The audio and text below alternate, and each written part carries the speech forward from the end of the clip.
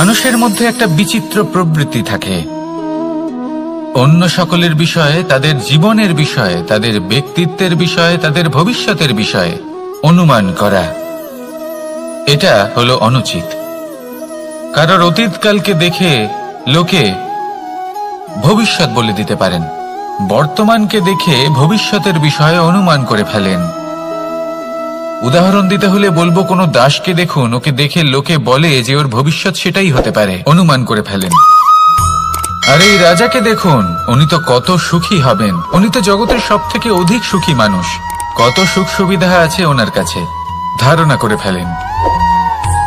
তবে সত্য তো এটাই যে কারোর ব্যক্তিত্বের বিষয়ে, তাদের ভবিষ্যতের বিষয়ে আপনি পূর্ণ সত্য কখনোই বলতে পারবেন না, শুধু অনুমান করতে পারবেন।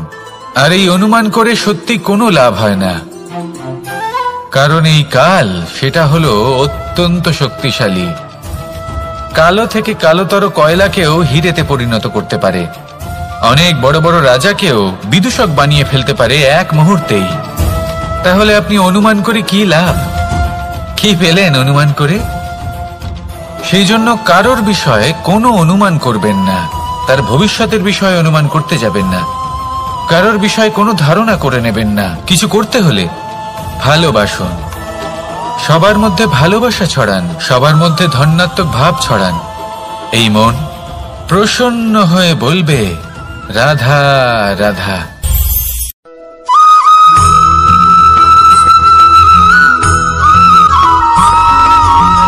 পঞ্চতত্ত্বের মধ্যে দ্বিতীয় তত্ত্ব হল ধরণী, ভূমি, যাকে আমরা ধরণী মাতা বলি। এই ধরণী ধৈর্য ধারণ করে, আর এর ওপরেই আমাদের সমগ্র সংসার নির্ভরশীল। কারণ এই ভূমি সহ্য ক্ষমতা রাখে, এর সহ্য ক্ষমতা হল অপরিসীম। সন্তান যতই আঘাত প্রদান করুক না কেন, প্রেম পূর্বক সহ্য করে, আর তার বদলে অমূল্য রত্ন প্রদান করে। সন্তান যদি হাল চালায়, তাহলে তার বদলে তাকে অন্ন প্রদান করে। এটাই হলো ধরণী। এবার এর থেকে আমরা কি শিক্ষা পেতে পারি? এটাই যে কারোর জন্য কিছু করা বা কাউকে কিছু দেওয়া মনে কোনো কামনা ছাড়াই। আর এই কথাটা বুঝে যান, যদি কারোর জন্য কামনা না রেখে বা কোনো পাওয়ার আশা না রেখে কারোর জন্য কিছু করেন বা কারোকে কিছু দেন, যদি এটা আপনি শিখতে পারেন, তবে আপনি ভালোবাসতে শিখে গেছেন। আর সেই জন্যই এই ধরিত্রীকে মাতা বলা হয়। কারণ মাতা শুধু উনি নন যিনি গর্ভে সন্তানকে ধারণ করেন, মাতা তো উনিও যিনি জীবন বাঁচতে শেখান, যিনি জীবন বাঁচার উদাহরণ প্রদান করেন।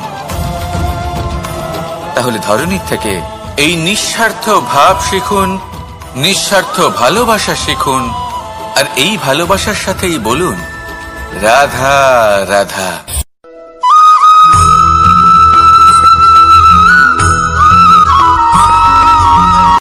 সংসারে আমাদের জীবনে যখন কোনো সুখ বা দুঃখ আসে, তার জন্য আমরা কাউকে না কাউকে অবশ্যই দায়ী করে থাকি, তাই না? এই ব্যক্তি আমাদের সাথে এরকম কাজ করেছেন, তাই আমার সাথে এমন হলো। ওই ব্যক্তি যদি এমনটা না করতেন, তাহলে আজ আমি ওই স্থানে পৌঁছতে পারতাম। সবই আপনার দৃষ্টিভঙ্গির ওপর নির্ভরশীল। আর যদি আপনার দৃষ্টিভঙ্গি এমন হয়, তাহলে তা অনুচিত। সত্যি কথা বলতে, এই সংসারে ভিন্ন ভিন্ন ধরনের মানুষ আছে। এটা আপনার উপর নির্ভর করছে কিভাবে তাদের স্বাগত জানাবেন। একবার ভাবুন, আমি আমার দুটো হাত সামনে নিয়ে এলাম, দুটো মুঠো খুলে দিলাম। দুই প্রকারের মানুষ আসবেন, কিছু না কিছু দিয়ে যাবেন। এই মুঠো যদি আমি বন্ধ করে দিই, তাহলে না কেউ আমাকে কিছু দিতে পারবে, না আমার কিছু যাবে আসবে। নিশ্চয়ই বুঝতে পারছেন এই দুই ধরনের ব্যক্তি কারা এবং তারা কি দিয়ে যান। আমি যদি নিজের মুঠো খুলে দিই, তাহলে কিছু ভালো মানুষ আসবেন, আমাকে আনন্দ, সন্তুষ্টি, জ্ঞান প্রদান করে যাবেন, ভালো অভিজ্ঞতা দিয়ে যাবেন। কোনো খারাপ ব্যক্তি যদি আসেন, তাহলে তিনিও খারাপ অভিজ্ঞতা দেবেন, যার থেকে আমি শিক্ষা লাভ করব। এই সব কিছু আমি লাভ করতে পারি। মুঠো যদি বন্ধ করে রাখি, তাহলে আমি কিছুই পাবো না।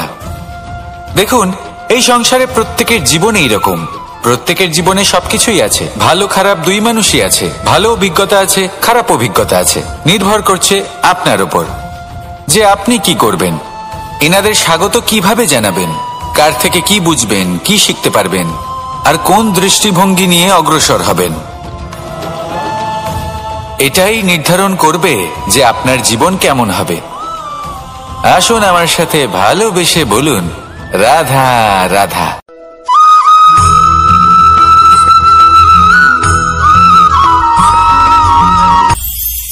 এটা হলো ধান গাছ। এর থেকে যে চাল উৎপন্ন হয় তা মানুষ গ্রহণ করেন। আর এটা কি? এ হলো জংলি ঘাস। একবার ভেবে দেখুন, যদি এই জংলি ঘাস ধান গাছের আশেপাশে থাকে তাহলে কি হবে? ধান উৎপন্ন হতে পারবে? তা উৎকৃষ্ট হতে পারবে? আমরা কি তা গ্রহণ করতে পারবো? কখনোই নয়। এই জংলি ঘাস ধানকে নষ্ট করে দেবে, কিন্তু নিজে জীবিত থাকবে। এটাই হলো আজকের শিক্ষা। এই সংসারে যদি আপনি নীতির পথে চলতে চান, উচিত কর্ম করতে চান, সংসারকে সেবা করতে চান, তাহলে জংলি ঘাসের মতো ব্যক্তিদের থেকে সবসময় দূরে থাকতে হবে। সেই ব্যক্তি যারা দুর্নীতি এবং মিথ্যা দ্বারা পরিপূর্ণ, যাদের ব্যবহার অশুভ, যাদের অনেক অশুভ গুণ রয়েছে, তারা সঠিক নয়। সেই সকল ব্যক্তি যাদের চরিত্র অত্যন্ত দুষ্ট হয়, তারা হয় শুভ চরিত্রের ব্যক্তিকে একদম নষ্ট করে দেয়, নয় নিজের মতো বানিয়ে তোলে।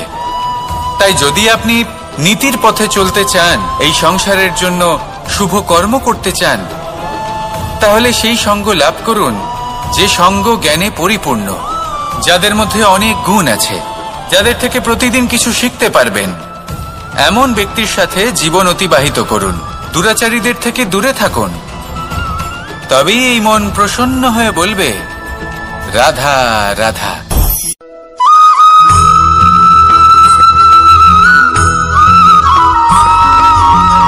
মানুষের মানসিকতা এমন হয় যে সে যতটা করে আশা করে যে তার থেকে অনেক বেশি তার বদলে সে পাবে।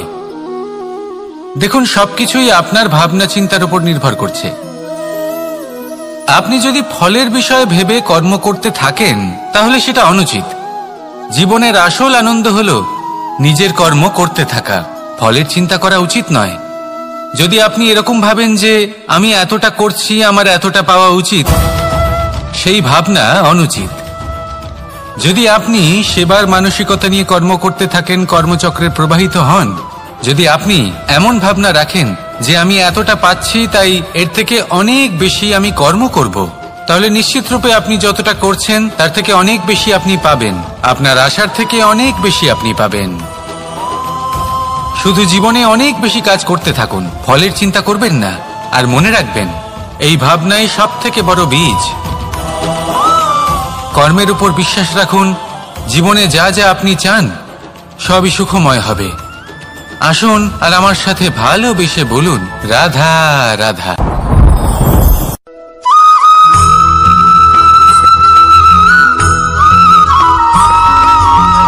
আপনি কখনো কোনো বাজকে নিজের বাসা বানাতে দেখেছেন? এই বাজ যখনই কোনো বাসা বানায় তখন উঁচু গাছের ডালে বা কোনো পর্বতের শিখরে বাসা বানায়, অনেক উচ্চতায়। আর সেখানে তার সন্তানও জন্মগ্রহণ করে। যখন এই সন্তানেরা জন্মায় তখন এই বাজ খুবই ভালোবেসে এবং খুব সাবধানে এদের পালন পোষণ করে। নিজের ঠোঁট দিয়ে তাদের ঠোঁটে খাবার পরিবেশন করে। কিন্তু যেই সেই সন্তানেরা হৃষ্টপুষ্ট হয়ে যায় এবং সেই কথা বাজ নিজে বুঝতে পেরে যায়, সেই বাজ নিজেই সেই বাসা ছিন্ন ভিন্ন করে দেয়। সেই সন্তান যাদের সবেমাত্র ডানা গজিয়েছে, কিভাবে উঠতে হয় তারা জানে না, সেই সন্তানগুলিকে উচ্চতা থেকে ঠেলে দেয়। সেই সন্তান প্রথমে ভয়ভীত হয়ে যায়। তারা সামনে মৃত্যুকে দেখতে পেয়ে ভয়ের কারণে তাদের ডানা ঝাপটাতে থাকে। আর সেই প্রক্রিয়াতেই সেই সন্তানগুলি উড়তে শুরু করে দেয়। এবার এই ঘটনায় আমরা কি শিক্ষা পেতে পারি? এটাই যদি আপনি মাতা পিতা হন তাহলে নিজের সন্তানকে অবশ্যই স্নেহ করুন, কিন্তু তাদেরকে নিজের আঁচলের তলায় বেঁধে রাখবেন না। যদি আপনি চান আপনার সন্তান জীবনে উন্নতি করুক, তাহলে নিজের মুঠো থেকে তাদের স্বতন্ত্র করে দিন। এই সংসারে সংঘর্ষ করতে দিন। সেই সন্তান নিজেই বুঝতে পারবে যে জন্মের সময় পাওয়া ডানা কি করে ব্যবহার করতে হয়। আর আপনার চোখের সামনে আপনার সন্তান এই আকাশে উড়তে থাকবে। তাহলে আসুন আমার সাথে ভালোবেসে বলুন, রাধা রাধা।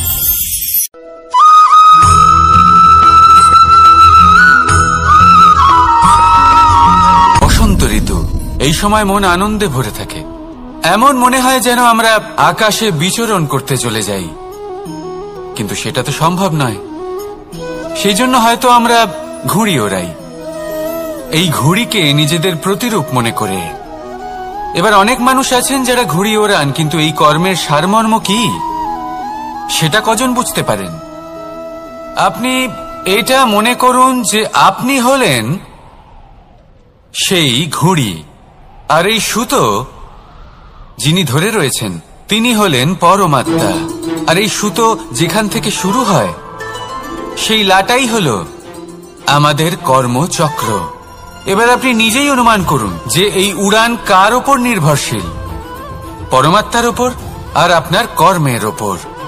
যদি পরমাত্মা আপনার হাত ধরে থাকেন, আপনার সাথে থাকেন, যদি আপনি শুভ কর্ম করতে থাকেন, আপনি এই আকাশে উড়তে থাকবেন। কিন্তু কোথাও যদি পরমাত্মার সাথে এই বন্ধন ছিন্ন হয়, আপনার কর্মচক্র খারাপ হয়ে যায় বা থেমে যায়, তাহলে আপনার এই ঘুড়ি কেটে যাবে আর দূরে কোনো গাছের ডালে গিয়ে আটকে যাবে। তাই শুধুমাত্র ঘুড়ি ওড়াবেন না, তার থেকে শিখুন। পরমাত্মার সাহচর্যে থাকুন, সবসময় শুভ কর্ম করতে থাকুন আর সবসময় এই আকাশে উড়তে থাকুন। আসুন আর আমার সাথে ভালোবেসে বলুন, রাধা।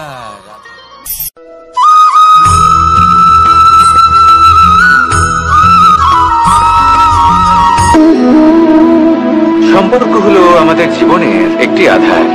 কিছু সম্পর্ক এমন যে আমরা জন্মসূত্রে লাভ করি, যেমন পরিবার, মা বাবা। কিছু সম্পর্ক আছে যে আমরা জীবনে অর্জন করে থাকি, তা সে প্রেমের হোক, স্নেহের হোক বা বন্ধুত্বের। এই সকল সম্পর্ক লাভ করার বা গড়ে তোলার 5টি ধাপ রয়েছে। প্রথম ধাপ, কোনো ব্যক্তির সাথে আলাপ হওয়া, তার সাথে কথা বলা বা তাকে দেখা। দ্বিতীয় ধাপ, সে ব্যক্তিকে আমাদের ভালো লাগা। তৃতীয় ধাপ, আমাদের এটা চাইতে শুরু করা যে জীবনে এই ব্যক্তি যেন আমাদের বন্ধু হন, আমাদের জীবনে থাকেন, বা আমাদের কাউকে ভালোবেসে ফেলা আর এটা আমাদের ভাবা বা চাওয়া যে সেই ব্যক্তি যেন আজীবন আমার সাথে থাকেন, আমার জীবনে আমার সাথী হয়ে। চতুর্থ ধাপ, লাভ করা। এবার এই ধাপটি অনেক মানুষের পক্ষেই খুবই সরল হয়, বড়ই সরল ভাবে নিজেদের সঙ্গীকে লাভ করে থাকেন। কিছু মানুষের জন্য এই ধাপ অত্যন্ত কঠিন হয়ে থাকে। অনেক প্রতিকূল পরিস্থিতির উপর জয়লাভ করে তারা সঙ্গীকে লাভ করেন, কিন্তু লাভ অবশ্যই করেন। এরপরে আসে পঞ্চম, অন্তিম এবং সব থেকে গুরুত্বপূর্ণ ধাপ। সেটা হলো সেই সম্পর্ক পালন করা। এটা হলো এমন এক বিষয় যা প্রত্যেক মানুষের শেখা উচিত। যদি ব্যক্তি নিজের জীবনে সম্পর্ক রক্ষা করতে শিখে যান, তবে প্রত্যেক সম্পর্ক তার জীবনকে স্বর্গ করে তুলবে। আসুন আর আমার সাথে ভালোবেসে বলুন, রাধা রাধা।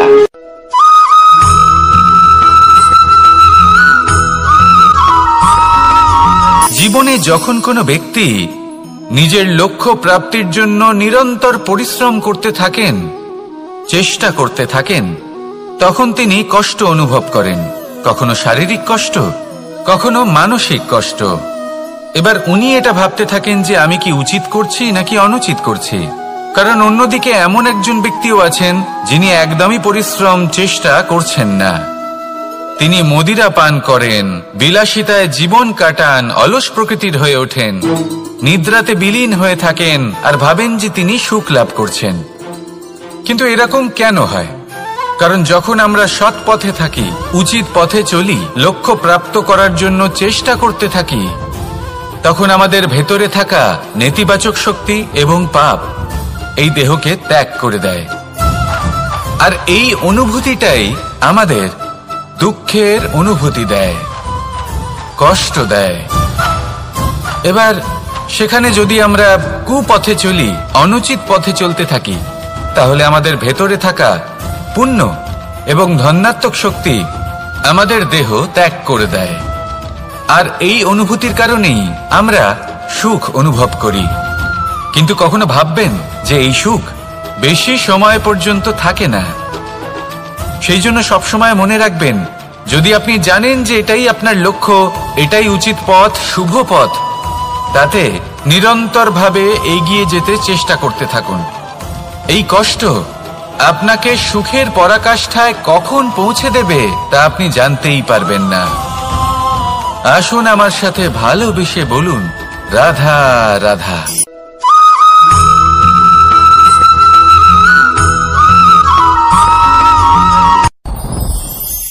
সাথী। সাথী এই শব্দটির ব্যাখ্যা কে কিভাবে করে? মিত্র, সখা, বন্ধু। কিন্তু অর্থ একটাই, তিনি যিনি আপনার সঙ্গী হন আর তিনি যার সাথী আপনি হন। এবার সব থেকে বড় প্রশ্ন হলো এটাই যে তিনি কে হতে পারেন যাকে আপনি আপনার সাথী বলে মেনে নিতে পারেন, নিজের সখা, নিজের মিত্র, নিজের বন্ধু মেনে নিতে পারেন। আপনার সাথী হলেন তিনি যিনি দুঃখের সময় আপনার পাশে থাকবেন, আপনার হাত ধরে থাকবেন। আপনার সাথী হলেন তিনি যার হাত আপনি নিজের সুখের দিনে ধরে থাকবেন। সেই সাথীরই হাত ধরুন যিনি দুঃখে সবসময় আপনাকে সাহায্য করার জন্য তৎপর হয়ে থাকেন, আপনার পাশে থাকেন, আর যাকে সুখের দিনে আপনি আপনার সাথে রাখতে পারেন। আর যখন আপনার সাথে আপনার এই সাথী থাকবে, তখন আপনি এটা বুঝবেন যে যখন জীবনে দুঃখ আসে, তখন এই দুঃখ কমে যায়, সবার মধ্যে ভাগ হয়ে যায়। আর যদি তখন সুখ আসে, তাহলে সেটা সবার উপস্থিতিতে আরো বেড়ে যায়। এটাই হলো প্রেম, এটাই হলো ভালোবাসা, এটাই হলো সঙ্গ। যেমন সম্পর্ক আমার আর রাধার মাঝে। তাহলে আসুন আর আমার সাথে ভালোবেসে বলুন, রাধা রাধা।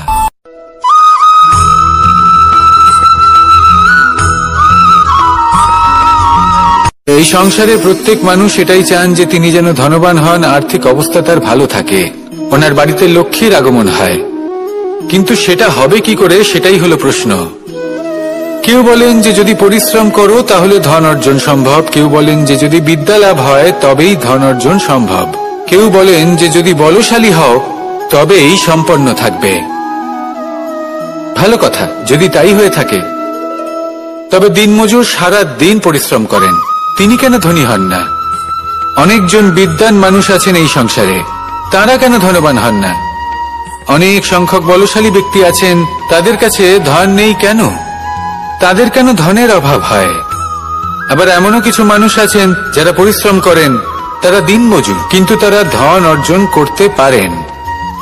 কিছু বিদ্বান ব্যক্তি আছেন যাদের কাছে অধিক মাত্রায় ধন রয়েছে, কয়েকজন বলশালী ব্যক্তি রয়েছেন যাদের কাছে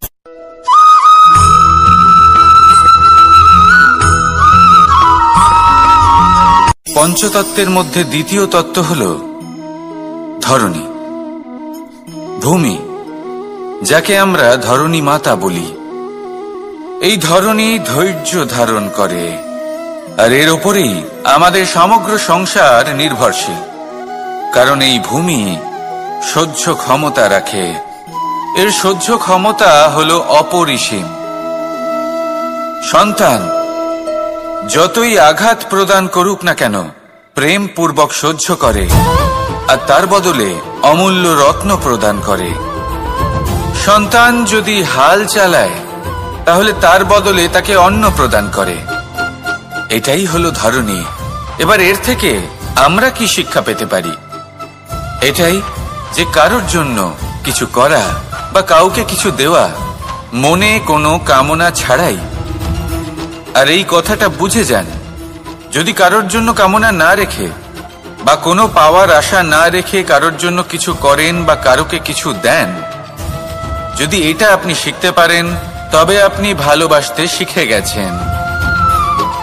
আর সেই জন্যই এই ধরিত্রীকে মাতা বলা হয়, কারণ মাতা শুধু উনি নন যিনি গর্ভে সন্তানকে ধারণ করেন, মাতা তো উনিও যিনি জীবন বাঁচতে শেখান, যিনি জীবন বাঁচার উদাহরণ প্রদান করেন। তাহলে ধরনীর থেকে এই নিঃস্বার্থ ভাব শিখুন, নিঃস্বার্থ ভালোবাসা শিখুন, আর এই ভালোবাসার সাথেই বলুন রাধা রাধা।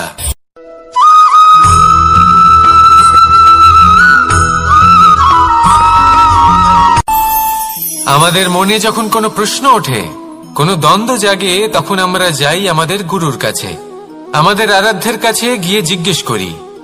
এইভাবেই একদিন আমি পৌঁছলাম আমার আরাধ্যের কাছে, আমার মহাদেবের কাছে, আর ওনাকে প্রশ্ন করলাম যে মহাদেব, জীবনে আনন্দ পাওয়ার, উৎসব পালনের, প্রেম ভাগ করে নেবার, জীবনকে উপভোগ করে নেওয়ার সর্বশ্রেষ্ঠ সময় কোনটা? মহাদেব হাসলেন আর উনি বললেন, জীবনে উৎসব পালনের সবথেকে শ্রেষ্ঠ দিন হল মৃত্যুর ঠিক আগের দিনটা। প্রেম ভাগ করে নেওয়ার সবথেকে শ্রেষ্ঠ মুহূর্ত হল মৃত্যুর ঠিক আগের মুহূর্ত। জীবনকে উপভোগ করে নেওয়ার সর্বশ্রেষ্ঠ প্রহর হল মৃত্যুর এক প্রহর পূর্বে। তখন আমি চমকে গেলাম। আমি বললাম, কিন্তু মহাদেব, মৃত্যু তো অনিশ্চিত, আমরা জানিও না কবে আমাদের মৃত্যু হবে। মহাদেব আবার হাসলেন। উনি বললেন যে যদি আমরা এভাবে জীবন কাটাই যে আমরা জীবনের প্রত্যেক দিন, প্রত্যেক মুহূর্ত, প্রত্যেক প্রহর শেষ বলে মনে করি, তাহলে আমাদের সমস্ত জীবন আনন্দের সাথেই অতিবাহিত হবে। কি বলেন?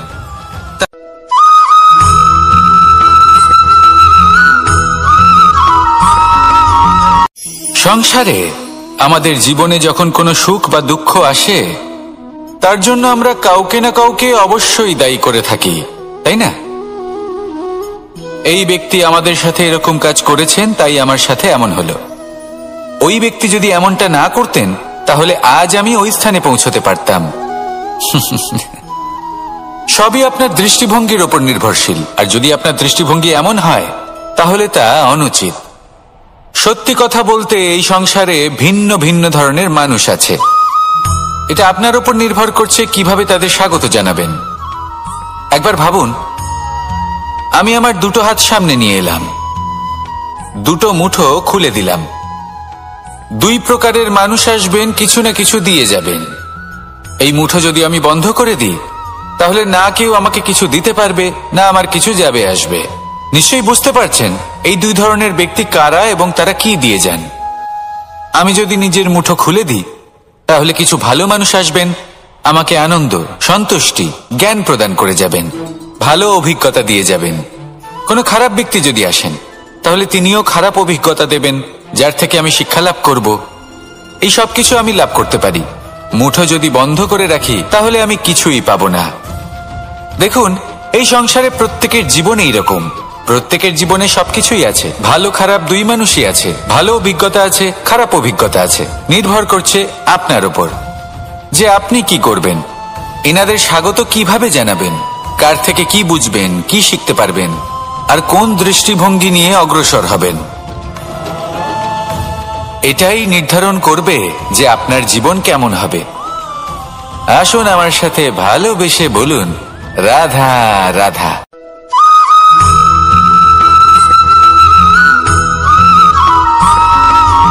জীবনে অগ্রসর হওয়ার জন্য আমাদের কাকে প্রয়োজন হয়? মাতা পিতা, বন্ধু, প্রেম, সাহায্য, অর্থ, পরিশ্রম, আশা। ভিন্ন ভিন্ন মানুষ ভিন্ন ভিন্ন বিকল্প চয়ন করে। যদি আমি আপনাকে বলি, তাহলে জয় আর পরাজয়ের মন্ত্র দুটো শব্দের উপর নির্ভর করে, মেনে নেওয়া আর দৃঢ় হওয়া। যদি মেনে নেন, তাহলে হেরে যাবেন। যদি দৃঢ় হন, তাহলে নিশ্চিত রূপে জয়ী হবেন। যদি কখনো আপনি ক্লান্ত হয়ে ওঠেন, আপনি দুঃখী হন, পুরোপুরি ভেঙে পড়েছেন, তখন মেনে নেবেন না যে আপনি ভেঙে পড়েছেন, নয়তো হেরে যাবেন। তখন উল্টে স্থির করবেন যে যাই হয়ে যাক না কেন, আমি জয়ী হবই। আর আপনি দেখবেন যে জয় নিশ্চিত রূপে আপনার কাছেই আসবে। তাহলে এই কথা মনে রাখবেন আর আমার সাথে ভালোবেসে বলবেন, রাধা রাধা।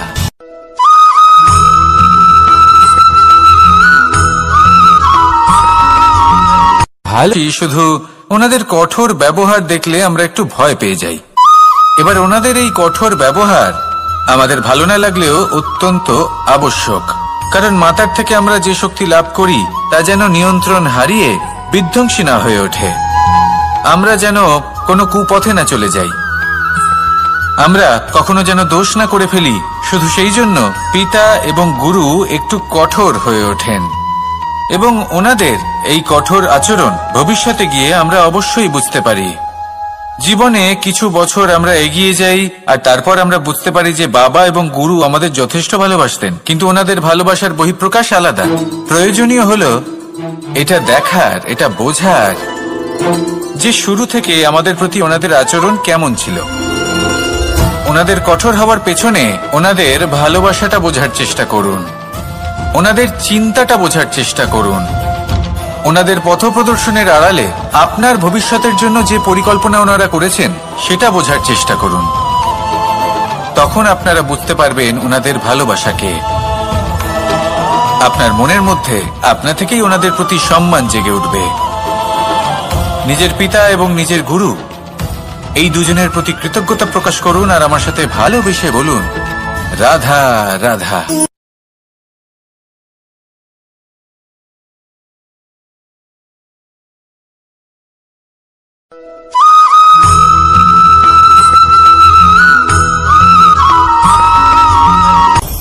আপনি কখনো পর্বতের শিখরে উঠেছেন?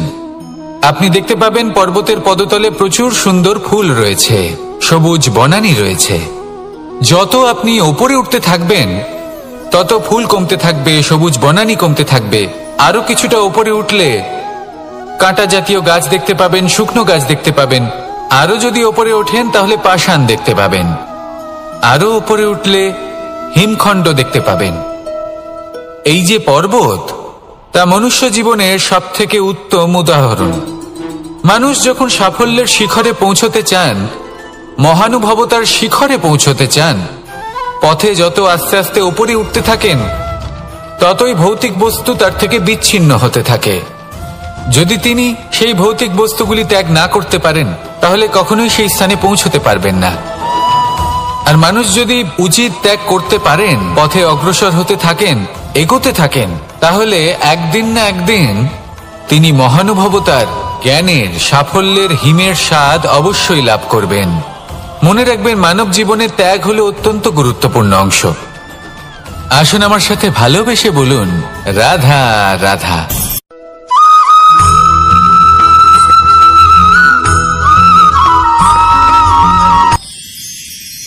মানুষ তার জীবনে দুই ধরনের পরিস্থিতিকে খুব ভয় পায়।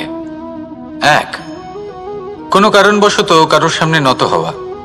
দুই, কোনো কারণে নিজের চরিত্র থেকে, নিজের মূল্যবোধ থেকে বিচ্যুত হওয়া। এবার কেন হয় এরকম যে কথায় কথায় কারোর সামনে নত হতে হয়? কেন বারংবার নিজের চরিত্র থেকে চ্যুত হতে হয়? এরকম কেন হয়? এটা তখনই হয় যখন আমাদের শিক্ষা এবং মূল্যবোধের অভাব থাকে। যদি মানুষের মধ্যে প্রকৃত শিক্ষা থাকে তাহলে এই সংসারে কোনো সময় এবং কারোর সামনেই নত হওয়ার কোনো প্রয়োজন নেই। যদি মানুষের মধ্যে মূল্যবোধ থাকে তাহলে তাকে নিজের মূল্যবোধ বা চরিত্র থেকে বিচ্যুত হতে হয় না, তা সে যাই হয়ে যাক না কেন। কোনো বালককে যদি জন্ম থেকেই সুশিক্ষার অধিকারী করা হয়, শিক্ষিত করা হয়, মূল্যবোধের অধিকারী করা হয়, তবে সে এই সংসারে এমন কর্ম করবে যাতে সে নিজেকে, নিজের পরিবারকে, সমগ্র সমাজকে গর্বিত করতে পারে। শিক্ষা লাভ করুন, মূল্যবোধ লাভ করুন এবং আমার সাথে ভালোবেসে বলুন, রাধা রাধা।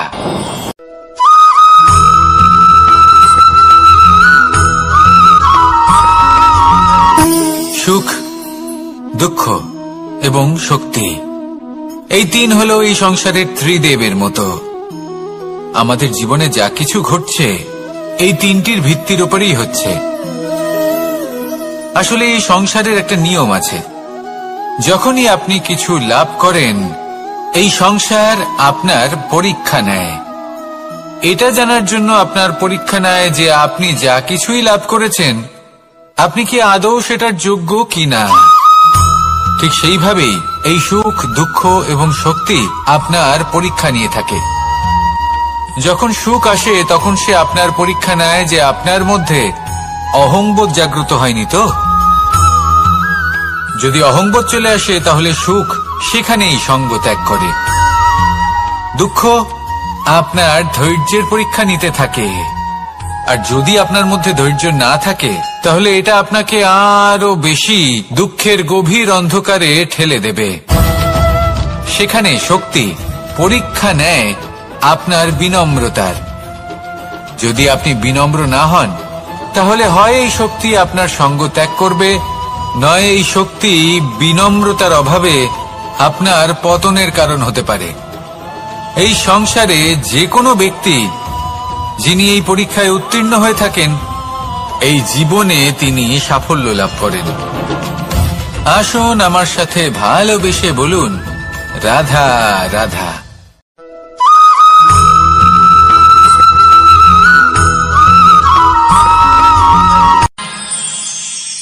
আমরা সবাই সূর্যকে সম্মান কেন করি? কারণ আমরা জানি যে সন্ধেবেলা যখন সূর্যাস্ত হবে তখন শুধুমাত্র অন্ধকার বাকি থাকবে। ঠিক কিছুটা এরকমই হয় আমাদের মাতা পিতাও, যিনি আমাদের জন্ম দেন, আমাদের ভরণ পোষণ করেন, আমাদের বড় করেন, আমাদের প্রেম প্রদান করেন। কখনো কখনো তাদের মুখ থেকে কটু কথা নিঃসৃত হয়, আমাদের দুঃখ হয়, কিন্তু তখন আমাদের এটা বোঝা উচিত এগুলি নিঃসৃত হচ্ছে আমাদেরই মঙ্গলের জন্য। যেমন সূর্যদেব, উনিও উত্তাপ দিয়ে থাকেন আমাদেরই মঙ্গলের জন্য, যাতে ফসল পাকতে পারে, যাতে জল বাষ্প হয়ে মেঘ হতে পারে, বৃষ্টি হতে পারে, আর এই সংসারে নিরন্তর জলের প্রবাহ থাকে। আমাদের মাতা পিতা, তাদের কঠোর আচরণ, তাদের কঠোর অনুশাসনের পেছনে লুকিয়ে থাকে ওনাদের ভালোবাসা। আমাদের তা বুঝতে হবে, সসম্মানে ওনাদের গ্রহণ করতে হবে। কারণ ঠিক সূর্যাস্তের পরে যেমন চতুর্দিক অন্ধকারচ্ছন্ন হয়ে যায়, তেমনি আমাদের জীবন থেকে যখন আমাদের মাতা পিতা চলে যায় তখন আমাদের জীবনেও শুধু এবং শুধুমাত্র অন্ধকারই ছেয়ে থাকে। সেই জন্য নিজের মাতা পিতাকে সম্মান করুন, ওনাদের ভালোবাসা প্রদান করুন। এই মন আর এই জীবন প্রসন্ন হয়ে বলবে, রাধা রাধা।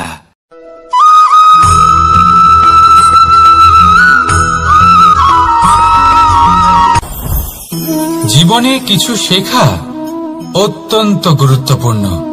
এবার কি কি শিখতে হবে সেই সব শেখানোর জন্য অনেক শিক্ষক রয়েছেন, কিন্তু কি শিখবেন না আর কি করবেন না এটা আমাদের নিজের অভিজ্ঞতা দিয়ে শিখতে হয়। কিন্তু তার মানে এটা নয় যে যদি আপনাকে শিখতে হয় যে আগুনের তাপ কতটা, আপনাকে আগুনের মধ্যে হাত দিতে হবে। না, অন্য কারোর অভিজ্ঞতা দ্বারাও শিখতে পারেন।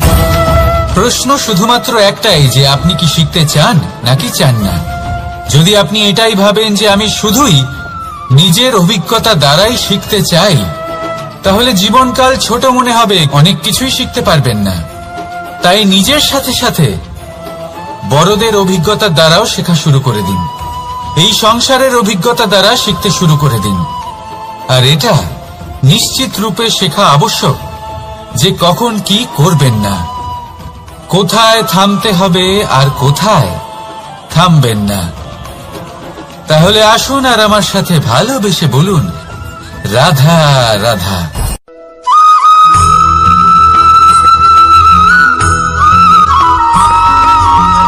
এই সংসারে সবথেকে বেশি কোমল বস্তু হলো রেশম। এই রেশম এতটাই কোমল হয় যে এর পুরো একটা থান শুধুমাত্র একটা হাতে ধরা সম্ভব। কখনো ভেবে দেখেছেন এই রেশম কিভাবে হয়? একটি কীট তার লালার দ্বারা উৎপন্ন হয়। এই কীট সেই রেশমকে পাক দিতে থাকে, পাক দিতেই থাকে আর আস্তে আস্তে তার মধ্যেই জড়িয়ে পড়ে। শেষে ওর এই সুন্দর অমূল্য সৃষ্টি রেশমের এই সুতো তার নির্মাণ কার্য পূর্ণ হয়, কিন্তু তাতেই ও নিজে বন্দী হয়ে যায়। নিজেরই মায়াজালের এই বন্দী গৃহে নিজেই ফেঁসে যায়। এবার এই সুতোকে ব্যবহারযোগ্য করে তোলার জন্য এই কীটগুলিকে এই কবচের সাথেই ফুটন্ত জলে ফেলে দেওয়া হয়। এই সংসারে যদি আমাদের স্বপ্ন এই সংসারের দুঃখ হরণ করার জন্য, এই সংসারে সুখ বিতরণ করার জন্য হয়, তবেই আমাদের প্রগতি সম্ভব। যদি আমাদের এই স্বপ্ন শুধুই আমাদের এবং আমাদের স্বার্থ সিদ্ধির জন্য হয়, তাহলে এই স্বপ্ন আমাদের অন্ধ করে দেবে, আমাদের অন্ধকারের পথে নিয়ে যাবে, আর আমরাও সেই কীটের মতো হয়ে যাব। নিজেদেরই মায়াজালে আমরা নিজেই ফেঁসে যাব, আর শেষে আমরা যদি কিছু লাভ করি তা হবে একাকিত্ব, অন্ধকারময় মৃত্যু। তাই স্বপ্ন অবশ্যই দেখুন, কিন্তু এমন ভাবে স্বপ্ন দেখবেন না যে তার এই বন্দিগৃহে আপনি নিজেই ফেঁসে গেলেন। স্বপ্ন দেখুন পরোপকারে।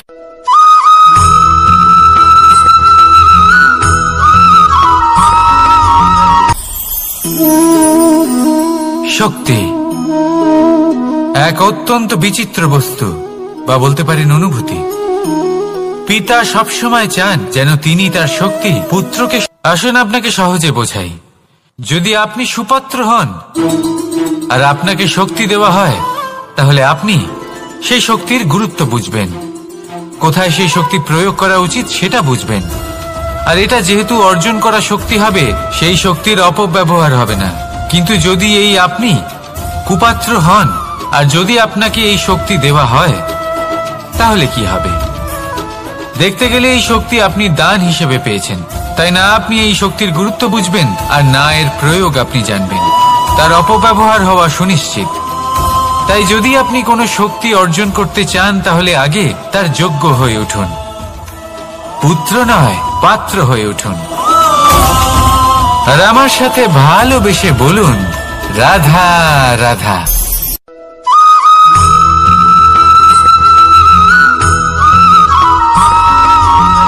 এই সংসারে প্রত্যেক মানুষ এটাই চান যে তিনি যেন ধনবান হন, আর্থিক অবস্থা তার ভালো থাকে, ওনার বাড়িতে লক্ষ্মীর আগমন হয়। কিন্তু সেটা হবে কি করে, সেটাই হলো প্রশ্ন। কেউ বলেন যে যদি পরিশ্রম করো তাহলে ধন অর্জন সম্ভব, কেউ বলেন যে যদি বিদ্যা লাভ হয় তবেই ধন অর্জন সম্ভব, কেউ বলেন যে যদি বলশালী হও তবেই সম্পন্ন থাকবে। ভালো কথা, যদি তাই হয়ে থাকে, তবে দিনমজুর সারা দিন পরিশ্রম করেন, তিনি কেন ধনী হন না? অনেকজন বিদ্বান মানুষ আছেন এই সংসারে, তারা কেন ধনবান হন না? অনেক সংখ্যক বলশালী ব্যক্তি আছেন, তাদের কাছে ধন নেই কেন? তাদের কেন ধনের অভাব হয়? আবার এমনও কিছু মানুষ আছেন যারা পরিশ্রম করেন, তারা দিনমজুর, কিন্তু তারা ধন অর্জন করতে পারেন। কিছু বিদ্বান ব্যক্তি আছেন যাদের কাছে অধিক মাত্রায় ধন রয়েছে, কয়েকজন বলশালী ব্যক্তি রয়েছেন যাদের কাছে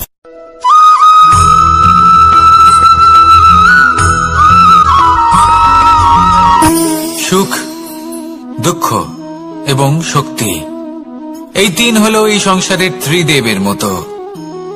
আমাদের জীবনে যা কিছু ঘটছে এই তিনটির ভিত্তির উপরেই হচ্ছে। আসলে এই সংসারের একটা নিয়ম আছে, যখনই আপনি কিছু লাভ করেন, এই সংসার আপনার পরীক্ষা নেয়। এটা জানার জন্য আপনার পরীক্ষা নেয় যে আপনি যা কিছুই লাভ করেছেন, আপনি কি আদৌ সেটার যোগ্য কিনা। ঠিক সেইভাবেই এই সুখ, দুঃখ এবং শক্তি আপনার পরীক্ষা নিয়ে থাকে। যখন সুখ আসে তখন সে আপনার পরীক্ষা নেয় যে আপনার মধ্যে অহংবোধ জাগ্রত হয়নি তো। যদি অহংবোধ চলে আসে তাহলে সুখ সেখানেই সঙ্গ ত্যাগ করে। দুঃখ আপনার ধৈর্যের পরীক্ষা নিতে থাকে, আর যদি আপনার মধ্যে ধৈর্য না থাকে তাহলে এটা আপনাকে আরো বেশি দুঃখের গভীর অন্ধকারে ঠেলে দেবে। সেখানে শক্তি পরীক্ষা নেয় আপনার বিনম্রতার। যদি আপনি বিনম্র না হন, তাহলে হয় এই শক্তি আপনার সঙ্গ ত্যাগ করবে, নয় এই শক্তি বিনম্রতার অভাবে আপনার পতনের কারণ হতে পারে। এই সংসারে যে কোনো ব্যক্তি যিনি এই পরীক্ষায় উত্তীর্ণ হয়ে থাকেন, এই জীবনে তিনি সাফল্য লাভ করেন। আসুন আমার সাথে ভালোবেসে বলুন, রাধা রাধা।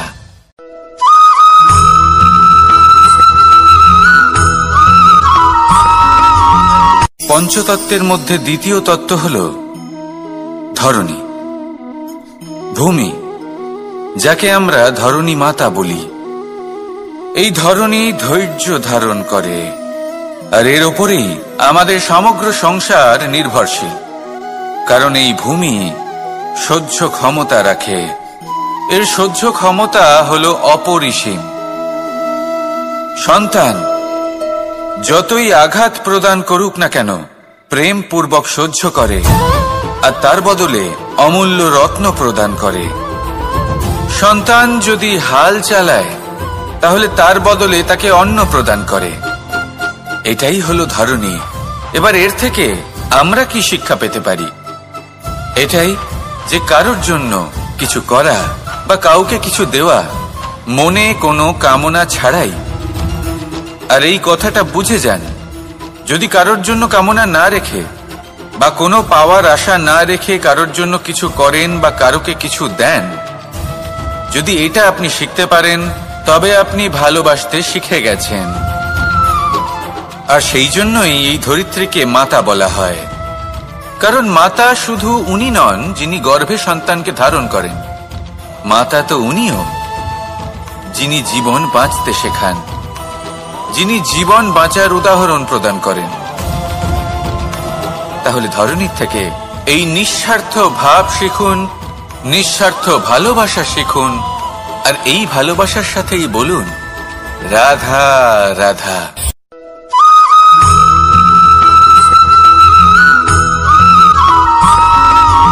মানুষ জন্মগ্রহণ করে, তার সাথে ভয়েরও জন্ম হয়। ছোটবেলা থেকেই আমাদের মনে কোনো না কোনো প্রকারের ভয় থেকেই যায়।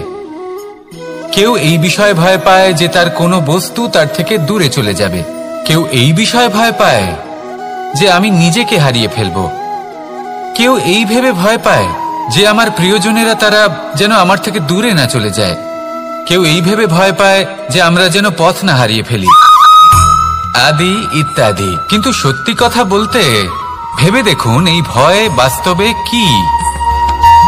শুধুই একটা মনস্থিতি, আর কিছুই নয়। যা কিছু আপনি জীবনে পেয়েছেন তা একদিন আপনাকে হারাতে হবে। এই জীবন হলো আপনারই, কিন্তু তাও একদিন সমাপ্ত হবে। তাই ভয় পেয়ে কি লাভ? এই ভয় শুধু আপনাকে জীবন যাপন করা থেকে বাধা দিচ্ছে, আর কিচ্ছু নয়। পথ হারিয়ে ফেললেই বুঝতে পারবেন যে নতুন পথ কিভাবে বানাতে হয়। কিছু মানুষকে জীবন থেকে হারালে তবেই আপনি বুঝবেন যে আপনার আপনজনকে। এই ভয়ের কারণে ভীত হয়ে থাকবেন না। এই তারা নক্ষত্র অন্ধকারের অভাবে গুরুত্ব হারায়। শিবকেও মহাদেব হবার জন্য বিষপান করতে হয়েছিল। প্রত্যেক পরিস্থিতি, প্রত্যেক সাফল্য আপনার পরীক্ষা নেবে, তাতে উত্তীর্ণ হওয়া হলো আপনার কর্ম। যখনই আপনি ভয় পাবেন বা সংকটের সম্মুখীন হবেন, তখন সাহসের সাথে তার সম্মুখীন হন। মনে রাখবেন, যে সম্মুখীন হতে জানে, সাফল্য তার সাথে সবসময় থাকে। আসুন আর আমার সাথে ভালোবেসে বলুন, রাধা রাধা।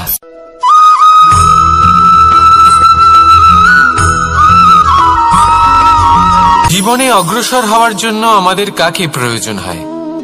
মাতা পিতা, বন্ধু, প্রেম, সাহায্য, অর্থ, পরিশ্রম, আশা। ভিন্ন ভিন্ন মানুষ ভিন্ন ভিন্ন বিকল্প চয়ন করে। যদি আমি আপনাকে বলি,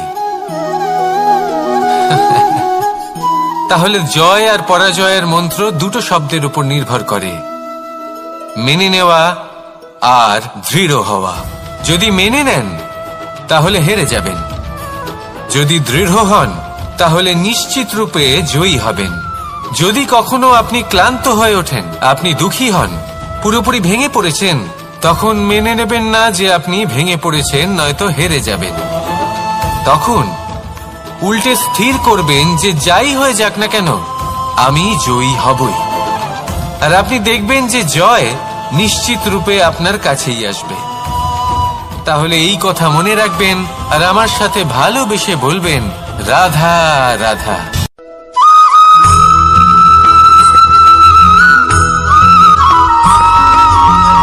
এই সংসারে কোনো বস্তু হোক বা ব্যক্তি হোক, তার একার গুরুত্ব কিন্তু খুব বেশি নয়। একটা উদাহরণ হিসেবে বৃষ্টির ফোঁটাকে ভেবে দেখুন।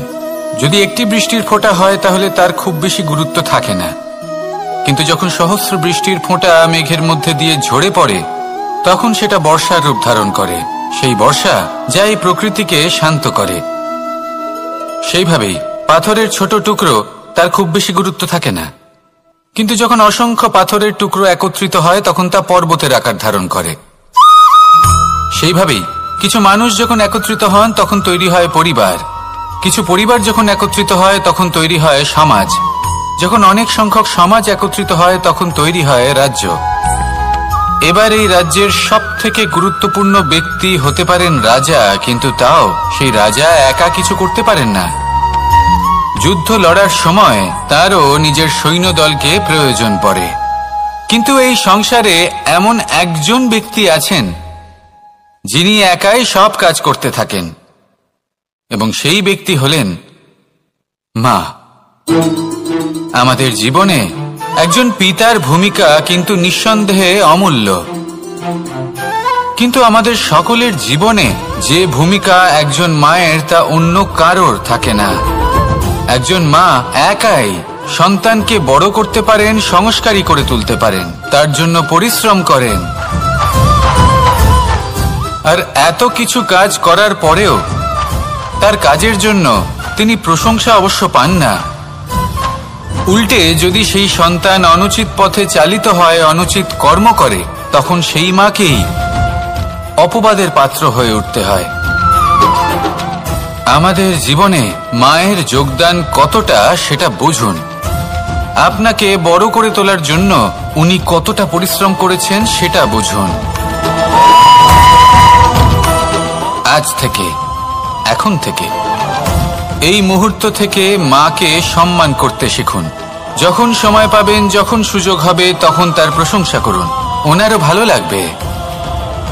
আর মায়ের এই মমতার জন্য, তার এই ভূমিকার জন্য আসুন সবাই মিলে আমরা তাকে প্রণাম করি,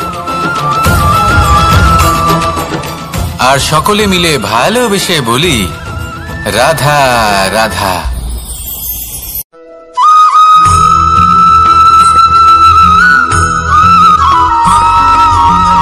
এই সংসারের সবথেকে গুরুত্বপূর্ণ তত্ত্ব কোনটা? প্রথম হলো সময়। জন্ম থেকে মৃত্যু পর্যন্ত এই যে সময়, এটাই তো হলো জীবন।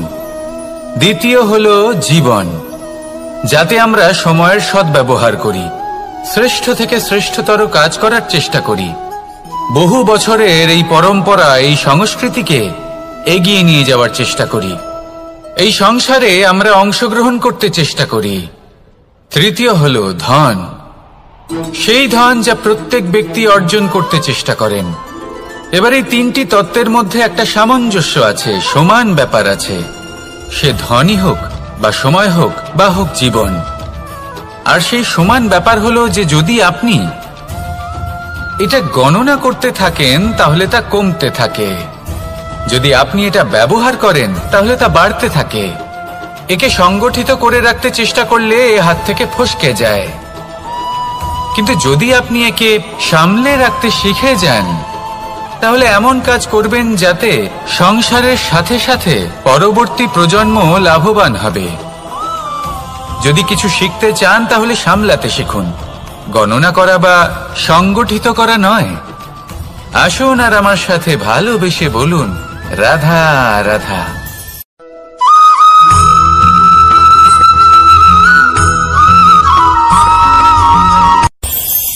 এই সংসারে আমরা প্রকাশ কোথা থেকে পাই?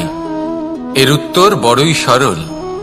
ভোরে যখন সূর্যোদয় হয় তখন প্রকাশের কিরণ আমাদের ঘরে এসে পৌঁছয়। এইভাবেই আমরা প্রকাশ লাভ করি। এবার এই প্রকাশের আলোতেই আমরা সারা দিনের কাজ সম্পন্ন করি। সন্ধে হয়ে যায়, সূর্যাস্তও হয়ে যায়, আর আমাদের ঘর যাতে অন্ধকার না হয় তার জন্য আমরা একটা প্রদীপ প্রজ্বলিত করি।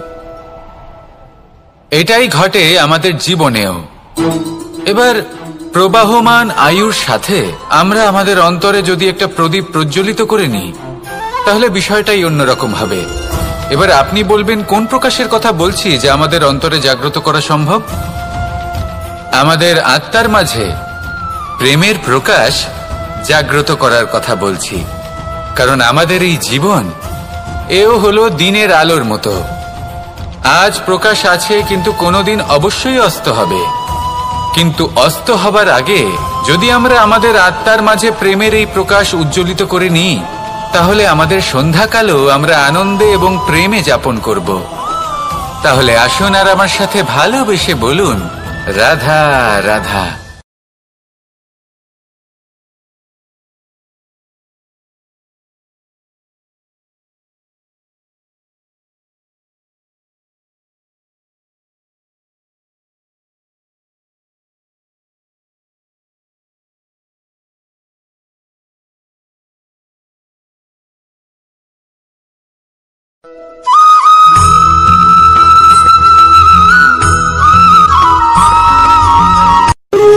যখন মানুষের মৃত্যু হয় তখন কি হয়? অনেক সংখ্যক মানুষ শোক পালন করতে চলে আসেন। যে ব্যক্তি মৃত্যু লাভ করেছেন তার অনেক বস্তু থাকে যেগুলো তার প্রিয়, যেগুলো তিনি ব্যবহার করেছেন। তার শয্যা, তার বস্ত্র, তার আভূষণ সবকিছু তার থেকে বিচ্ছিন্ন করা হয় এবং খালি হাতে তাকে শ্মশানের উদ্দেশ্যে রওনা করা হয়। আমি আপনাকে এই প্রশ্ন করতে চাই, আপনি এই সংসারে কি অর্জন করেছেন? ধন সম্পত্তি, বস্ত্র, আভূষণ, এই সব কিছু যে আপনি অর্জন করেছেন, আপনার মৃত্যুর পরে তা আপনার থেকে দূর হয়ে যাবে। এর উত্তর হলো একটাই, আপনার কর্ম। শুধু সেটাই আছে যা একান্ত আপনার, আর শুধু সেটাই এই সংসার থেকে চলে যাওয়ার পরেও সংসারেই জীবিত থাকবে।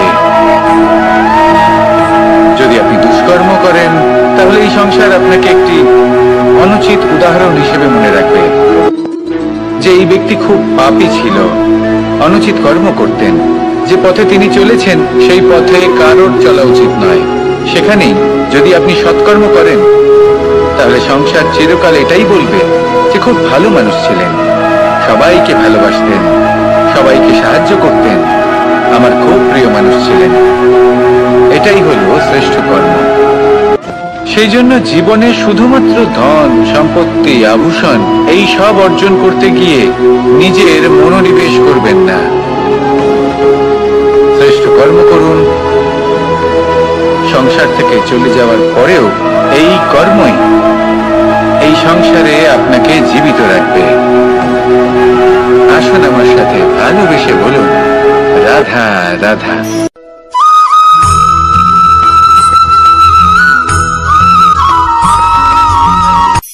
এই সংসারে সাফল্য লাভ করার জন্য জ্ঞানের প্রয়োজন হয়, পরিশ্রমের প্রয়োজন হয়, দৃঢ় নিষ্ঠার প্রয়োজন হয়, নিরন্তর চেষ্টা করা প্রয়োজনীয়। কিন্তু আরো কিছু আছে যা অত্যন্ত প্রয়োজনীয় এবং গুরুত্বপূর্ণ। তা হলো ভালো বন্ধু। তাদের থাকা অত্যন্ত প্রয়োজনীয়। যদি ভালো বন্ধু থাকে, তাহলে সময় এলে তারা ঢাল হয়ে আপনাকে সুরক্ষা করবেন। সময় এলে অস্ত্রের মতো শত্রুকে সংহারও করবেন। যদি তিনি জ্ঞানী হন, তাদের মধ্যে সদ্গুণ থাকে, তাহলে এই সব গুণ আপনার মধ্যেও প্রবেশ করবে। তাহলে সাফল্যের জন্য ভালো বন্ধু পাওয়া অত্যন্ত প্রয়োজনীয়। কিন্তু শুধু বন্ধু কেন, ভালো শত্রুও থাকা প্রয়োজনীয়। এবার আপনি ভাববেন, এ আমি কি বললাম? যদি আপনার জীবনেও ভালো অর্থাৎ শক্তিশালী শত্রু থাকে, তাহলে আপনিও শক্তিশালী হতে থাকবেন। এই শত্রু আপনাকে প্রেরিত করবে আরো বেশি শক্তিশালী হয়ে ওঠার।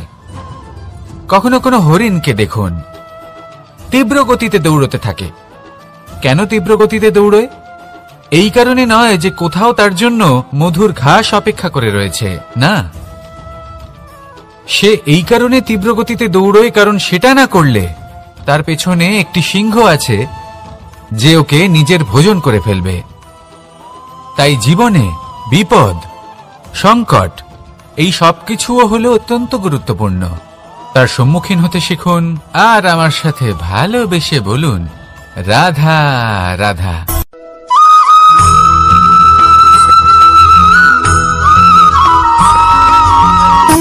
সুখ, দুঃখ এবং শক্তি, এই তিন হলো এই সংসারের ত্রিদেবের মতো। আমাদের জীবনে যা কিছু ঘটছে এই তিনটির ভিত্তির উপরেই হচ্ছে। আসলে এই সংসারের একটা নিয়ম আছে, যখনই আপনি কিছু লাভ করেন এই সংসার আপনার পরীক্ষা নেয়। এটা জানার জন্য আপনার পরীক্ষা নেয় যে আপনি যা কিছুই লাভ করেছেন আপনি কি আদৌ সেটার যোগ্য কিনা। ঠিক সেইভাবেই এই সুখ, দুঃখ এবং শক্তি আপনার পরীক্ষা নিয়ে থাকে। যখন সুখ আসে তখন সে আপনার পরীক্ষা নেয় যে আপনার মধ্যে অহংবোধ জাগ্রত হয়নি তো।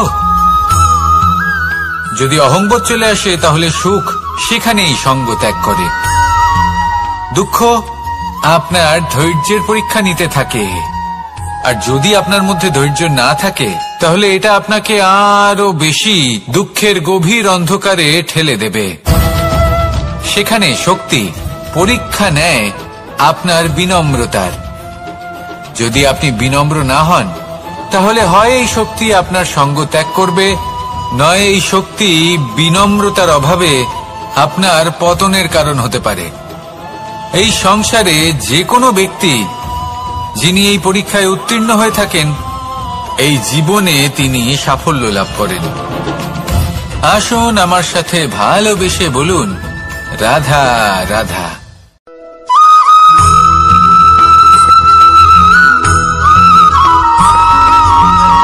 পুরুষার্থ। শাস্ত্রে 4 ধরনের পুরুষার্থের কথা বলা হয়েছে। প্রথম হলো ধর্ম। আপনি কি জানেন এই ধর্ম আসলে কি? আপনার কি মনে হয় ধর্ম আসলে কি? কোনো বিশেষ ঈশ্বরকে মানাই কি ধর্ম বলা হয়, নাকি কোনো বিশেষ রীতি পালন করাই হলো ধর্ম, নাকি কোনো বিশেষ সাহিত্যকে সর্বশ্রেষ্ঠ মনে করাই হলো ধর্ম? না, ধর্ম হলো সেটা যাকে ধারণ করা যেতে পারে, আর ধারণ শুধু সেটাই করা যায় যা পবিত্র।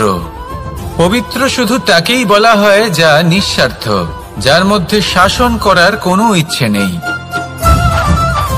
যা সরলভাবেই প্রবাহমান, জল এবং বায়ুর মতো। যখন কোনো ব্যক্তি ধর্মকে ধারণ করেন এবং সেই ধর্ম সেই ব্যক্তিকে রক্ষা করে তখন তাকে ধর্ম বলা হয়। ধর্ম যা রক্ষা করে অহংকার থেকে, খারাপ চিন্তার হাত থেকে। সেই জন্য পুরুষার্থ গড়ে তোলার আগে, ধর্ম পালন করার আগে ধর্মের প্রকৃত অর্থ কি সেটা বুঝে নিন। এটা জেনে রাখুন যে সমস্ত ধর্মের আধার, সমস্ত ধর্মের ভিত শুধুমাত্র ভালোবাসা। আসুন আর এই ভালোবাসার সাথেই বলুন, রাধা রাধা।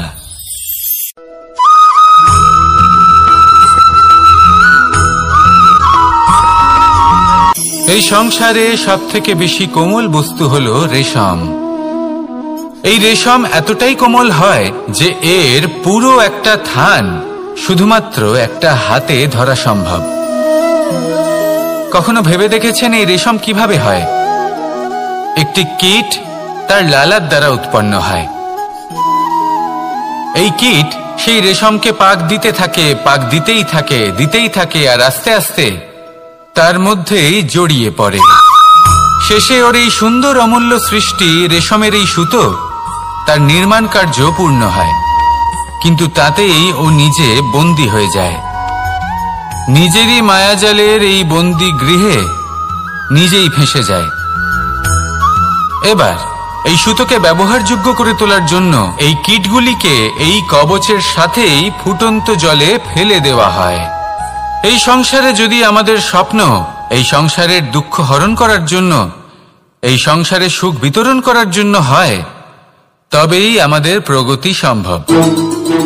যদি আমাদের এই স্বপ্ন শুধুই আমাদের এবং আমাদের স্বার্থ সিদ্ধির জন্য হয়, তাহলে এই স্বপ্ন আমাদের অন্ধ করে দেবে।